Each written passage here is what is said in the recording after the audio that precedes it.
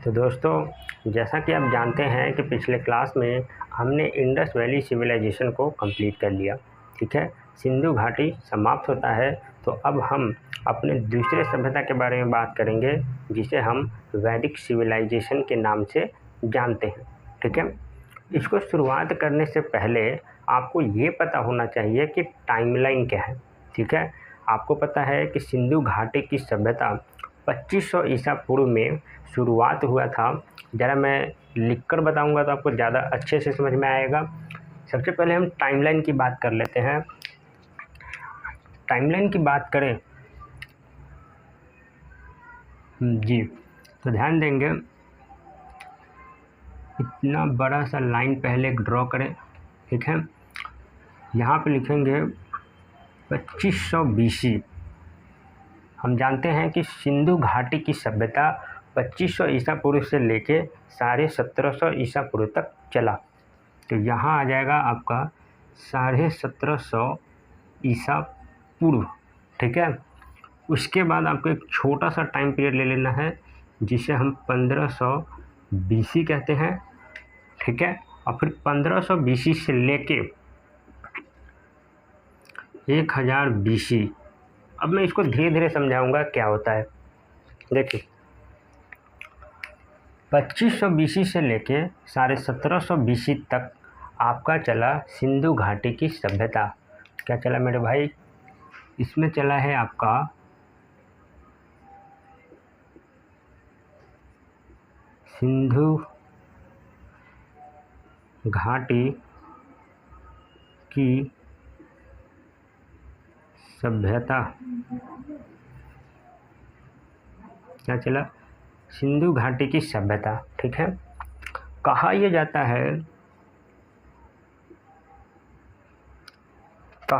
है कि 1750 ईसा पूर्व से लेके 1500 ईसा पूर्व तक में क्या घटना घटा, क्या कहानियाँ हुआ, इसके बारे में हमें कुछ पता नहीं है। तो यहाँ पे क्या हो जाएगा, कुछ मालूम नहीं। ठीक है, लेकिन अब साल शुरू होता है 1500 BC या 1500 ईसा पूर्व। तो यहीं से हमारा भारत का दूसरा सबसे पुराना सभ्यता शुरुआत होता है जिसे हम वैदिक सिविलाइजेशन या वैदिक सभ्यता के नाम से जानते हैं। जो हमारा वैदिक सभ्यता है वो 1500 BC से लेके 1000 BC तक चला है। और इसी पीरियड को हम क्या कहते हैं? वैदिक पीरियड कहते हैं, या हिंदी में कहेंगे वैदिक काल। वैदिक पीरियड या वैदिक काल। और इसी में एक सभ्यता चला जिसे हम वैदिक सिविलाइजेशन कहते हैं या वैदिक सभ्यता कहते हैं। वैदिक सभ्यता। तो हम बात करेंगे आज की क्लास में अपने दूसरे सिविलाइजेशन के बारे में, दैट मीन वैदिक सिविलाइजेशन या वैदिक सभ्यता। तो पहले इसको फटाफट से नोट करेंगे, उसके बाद हम बताएंगे वैदिक सिविलाइजेशन।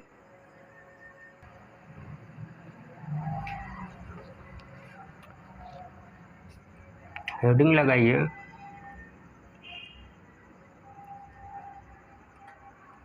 वैदिक सिविलाइजेशन।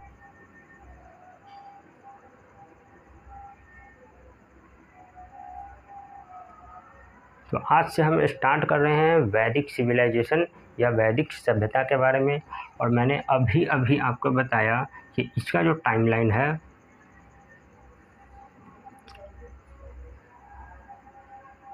थोड़ा डीप में समझेंगे। 1500 BC से इस सभ्यता का शुरुआत होता है और ये चलता है 600 BC तक। 600 ईसा पूर्व तक चलता है। ठीक है, इस टाइमलाइन को हम लोग दो पार्ट में डिवाइड करते हैं। दो पार्ट में पहले डिवाइड करेंगे और बीच में आपका एक टाइम मिलेगा जिसे हम 1000 BC रखेंगे। ठीक है, अब ऐसा क्यों, 2 पार्ट में डिवाइड करते हैं तो इस वाले पार्ट का अलग नाम है, इस वाले पार्ट का अलग नाम है, पर क्या नाम है वो मैं बताता हूँ। 1500 BC से लेके 1000 BC तक के समय को हम ऋग वैदिक पीरियड कहते हैं या ऋग वैदिक काल कहते हैं। ठीक है, तो इस वाले पीरियड को हम क्या कहते हैं, ऋग वैदिक पीरियड। ठीक है, और जबकि जो दूसरा वाला है दैट मीन्स 1000 BC से लेके 6000 BC तक का समय, इस समय को हम लोग कहते हैं पोस्ट वैदिक पीरियड या उत्तर वैदिक काल। ठीक है, पोस्ट वैदिक पीरियड, हिंदी में कहेंगे उत्तर वैदिक काल। ठीक है, तो सभ्यता का इस वैदिक सिविलाइजेशन का यही टाइमलाइन है और इस पूरे पीरियड को, एक समय है इस पूरे पीरियड को हम लोग वैदिक पीरियड कहते हैं या वैदिक काल कहते हैं। तो इसे भी लिख सकते हैं, दैट मीन्स जो भी आपका पीरियड है इसको हम क्या कहेंगे, वैदिक पीरियड। जी,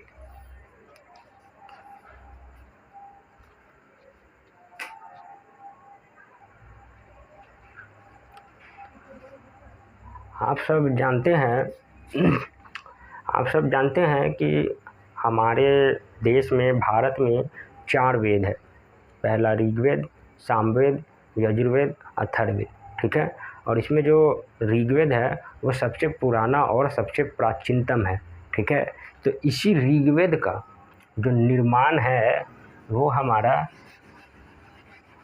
ऋग वैदिक पीरियड में होता है या ऋग वैदिक काल में होता है। ठीक है, कोई भी यदि आपसे पूछे कि ऋग्वेद का निर्माण किस काल में हुआ था, किस पीरियड में हुआ था, तो बड़ा सिंपल सा आंसर हो जाएगा ऋग वैदिक पीरियड। तो इसको भी नोट डाउन करेंगे फटाफट से। इसी में आप लिखेंगे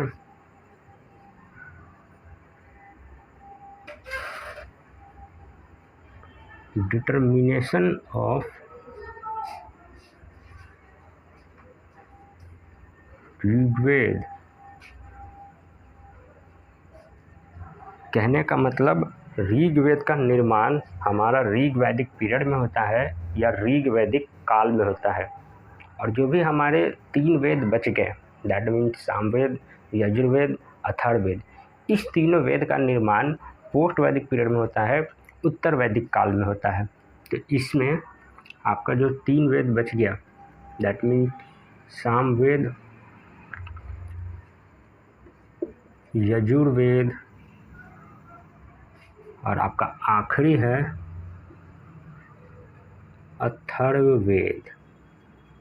ठीक है, अगर आपसे पूछे कि सबसे पुराना वेद कौन सा है तो ऋग्वेद हो जाएगा।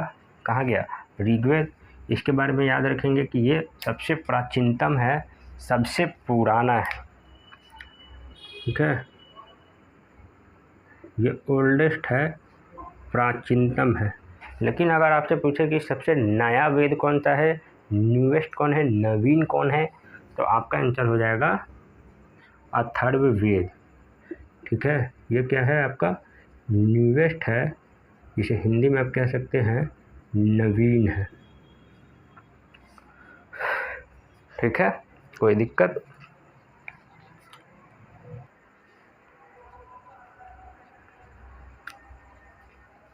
इस वैदिक पीरियड में इन चारों वेदों के अलावा हमारा 2 एपिक या 2 महाकाव्य का भी रचना होता है।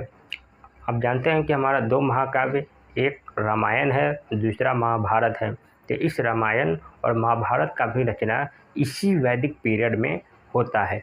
ठीक है, तो आप इसे नोट डाउन करके लिखेंगे 2 एपिक महाकाव्य also determined, जिसमें एक है आपका रामायण रामायण आप जानते हैं मर्यादा पुरुषोत्तम प्रभु श्री राम की बात कर रहे हैं। हम वनवास जाते हैं माता सीता के साथ, अपने भाई लक्ष्मण के साथ, ठीक है। और दूसरा महाकाव्य है महाभारत जी। महाभारत कौरवों के साथ युद्ध होता है, कौरवों के विरुद्ध रहते हैं वासुदेव श्री कृष्ण जी। तो रामायण और महाभारत इस दो महाकाव्य का भी रचना इस वैदिक सिविलाइजेशन में या वैदिक पीरियड में होता है, जिसको किसने किया था, व्यक्ति का नाम याद रखना सबसे ज़्यादा ज़रूरी है। रामायण का जो डिटर्मिनेशन है या जो निर्माण है, आप कह सकते हैं कि रचना, वो किए थे महर्षि वाल्मीकि ने। आई रिपीट, रामायण का रचना महर्षि वाल्मीकि ने किया था, जिसे आप महर्षि वाल्मीकि भी कहते हैं। तो आप लिख सकते हैं वाल्मीकि, ठीक है। और यदि हम महाभारत की बात करें तो महाभारत का रचना वेद व्यास ने किया था। किसने? वेद व्यास ने किया था।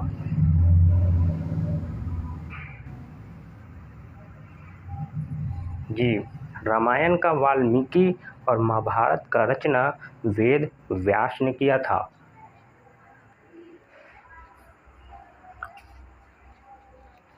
अब आप सोच रहे होंगे कि इस सभ्यता या इस पीरियड का नाम वैदिक पीरियड क्यों पड़ा, कोई और नाम क्यों नहीं पड़ा? तो बड़ा सिंपल सा रीज़न है। हम देख रहे हैं, मैंने आपको अभी अभी बताया कि इस पीरियड में हमारे 4 वेद का निर्माण होता है, ऋग्वेद, सामवेद, यजुर्वेद, अथर्ववेद। इन सारे वेदों का निर्माण होता है, इसीलिए हम इस पीरियड का नाम क्या रख देते हैं, वैदिक पीरियड, ठीक है।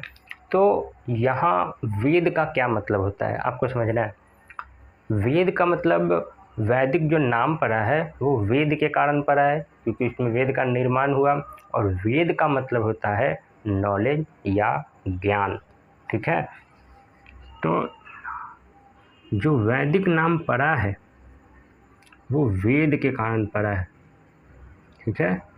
आपने देखा, ऋग्वेद देखा, सामवेद देखा, यजुर्वेद देखा, अथर्ववेद देखा, ठीक है। और वेद का क्या मतलब होता है मेरे भाई? वेद का मतलब होता है नॉलेज। वेद का मतलब होता है नॉलेज। अगर आपको याद हो तो मैंने आपको बताया था कि 1500 BC में भारत में आर्यन आए थे, ठीक है। और उसने एक सभ्यता का शुरुआत किया था जिसे हम वैदिक सिविलाइजेशन के नाम से जानते हैं, ठीक है। तो वहाँ भी मैंने आपको बताया था कि आर्यंस को आर्य कहा जाता था, और आर्य का मतलब होता था सुपीरियर या श्रेष्ठ, ठीक है। तो आप यहाँ लिख सकते हैं, जो हमारा आर्यंस है वो आर्य हुआ करते थे, जिसका आर्य का जो मतलब हुआ करता था वो श्रेष्ठ हुआ करता था, या आप कह सकते हैं सुपीरियर, ठीक है। और आर्यंस ने ही, आप कह सकते हैं, क्या शुरुआत किया वैदिक सिविलाइजेशन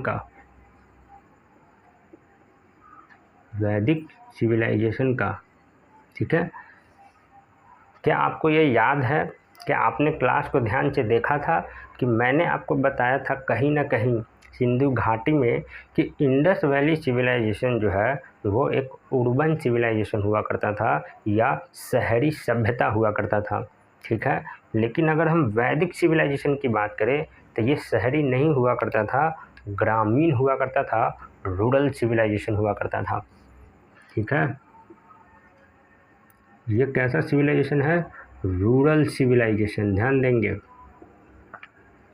रूरल सिविलाइजेशन था। कहने का मतलब है ये ग्रामीण सभ्यता था, ठीक है। कोई दिक्कत?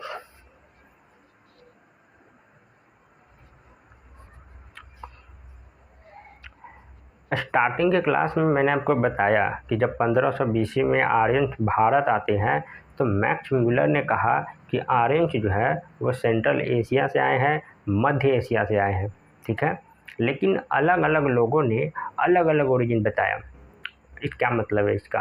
क्या मतलब है इसका कि अलग अलग लोगों ने अलग अलग बताया? देखिए, मैक्स मूलर ने कहा कि आर्यंस जो है वो सेंट्रल एशिया से आए हैं, मध्य एशिया से आए हैं, ठीक है। लेकिन बाल गंगाधर तिलक ने कहा कि नहीं, ये सेंट्रल एशिया से नहीं, तिब्बत से आए हैं, ठीक है। और यदि हम बात करें स्वामी दयानंद सरस्वती का, आप जानते हैं कि स्वामी दयानंद सरस्वती भारतीय इतिहास के एक महान समाज सुधारक माने जाते हैं, ग्रेट सोशल रिफॉर्मर माने जाते हैं, ठीक है। तो स्वामी दयानंद सरस्वती ने कहा कि ये, आई थिंक मैंने उल्टा बता दिया क्या, एक मिनट,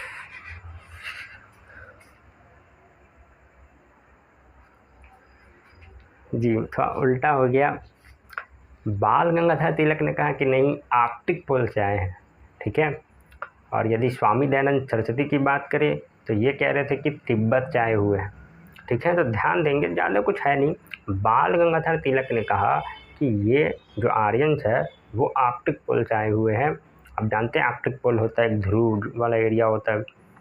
और स्वामी दयानंद सरस्वती ने कहा कि ये तिब्बत से आए हैं, ठीक है। और एक और महान राजा माना जाता है, जर्मनी का एक महान, एक खूंखार शासक माना जाता है जिसे आप एडोल्फ हिटलर के नाम से जानते हैं।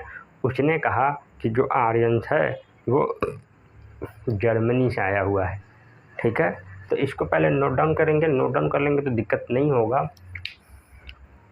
जी। तो आप लिख सकते हैं यहाँ पे, एक छोटा सा हेडिंग बन जाता है, ओरिजिन ऑफ आर्यंस, मतलब आर्यंस आए कहाँ से थे, आर्यंस आए कहाँ से थे, जिसमें सबसे पहला व्यक्ति आता है मैक्स मूलर। मैक्स मूलर जिसने कहा कि ये सेंट्रल एशिया से आया हुआ है, मध्य एशिया से आया हुआ है, इसने कहा सेंट्रल एशिया। और यदि हम दूसरा व्यक्ति की बात करें, बाल गंगाधर तिलक, इन्होंने कहा आर्कटिक पोल से आए हैं। कहाँ से? आर्कटिक पोल से आए हुए हैं। जबकि जो तीसरा व्यक्ति, महान समाज सुधारक स्वामी दयानंद सरस्वती, स्वामी दयानंद सरस्वती ने कहा कि आर्यन तिब्बत से आए हुए हैं। तिब्बत आप जानते हैं जो चाइना का मैप है, चाइना के जस्ट नीचे तिब्बत पड़ता है। और आखिरी में है आपका एडोल्फ हिटलर। एडोल्फ हिटलर ने कहा कि नहीं भैया, ये तो जर्मनी से आए हैं जी।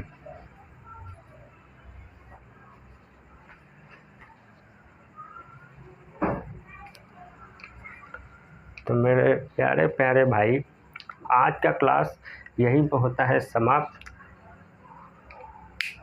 आज हमने वैदिक सिविलाइजेशन को स्टार्ट किया है, अभी ख़त्म नहीं हुआ, अभी तो बहुत सारी बातें बाकी हैं, तो इसे फटाफट नोट कर लेंगे, ठीक है। तो मिलते हैं नेक्स्ट क्लास में। नेक्स्ट क्लास में हम इसके आगे की तरफ बढ़ेंगे और भी बहुत सारे फैक्ट के बारे में बात करेंगे। तो take care and keep a smile every day.